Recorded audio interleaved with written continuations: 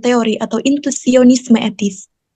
Moore berpendapat bahwa istilah baik atau good merupakan konsep sederhana yang tidak dapat didefinisikan secara naturalistik, dan bahwa pengetahuan moral dapat diperoleh melalui intuisi rasional. Mazhab filsafat yang dianut oleh Moore dapat dikategorikan ke dalam aliran realisme etis dan intuisionisme, yang menganggap bahwa nilai-nilai moral bersifat objektif dan dapat diketahui secara langsung oleh akal budi. Pemikiran ini berkontribusi besar terhadap pembentukan dasar-dasar etika normatif, yang bertujuan menetapkan prinsip-prinsip moral yang dapat dijadikan pedoman dalam bertindak. Pemikiran Moore relevan untuk dianalisis tidak hanya dari segi filosofis, tetapi juga dalam kerangka normatif yang lebih luas, termasuk dalam pembentukan norma hukum dan etika publik.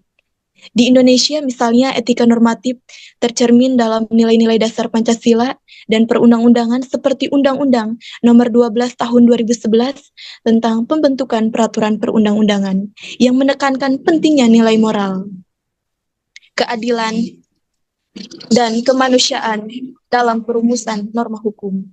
Dengan demikian, kajian terhadap mazhab filsafat Guy Moore dan implikasinya terhadap etika normatif menjadi penting sebagai upaya pemahaman mendalam atas dasar moralitas dalam kehidupan sosial, hukum, dan kebijakan publik.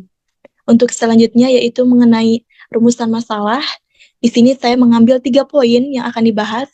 Yang pertama, apa mazhab filsafat yang dianut oleh Guy Moore dan bagaimana karakteristik utamanya? Lalu yang kedua, apa implikasi pemikiran etika normatif Guy Moore terhadap pemikiran moral dan hukum kontemporer?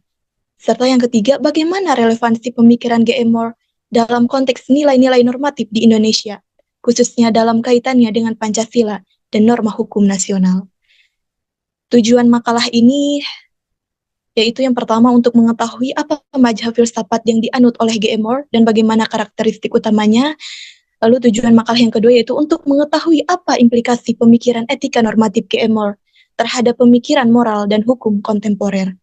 Serta yang ketiga untuk mengetahui bagaimana relevansi pemikiran Guy Moore dalam konteks nilai-nilai normatif di Indonesia, khususnya dalam kaitannya dengan Pancasila dan norma hukum nasional.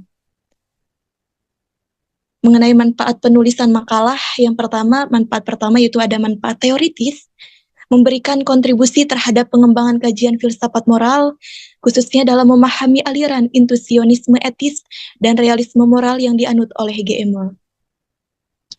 Lalu yang kedua, menjadi referensi akademik dalam memperdalam pemahaman mengenai etika normatif sebagai landasan dalam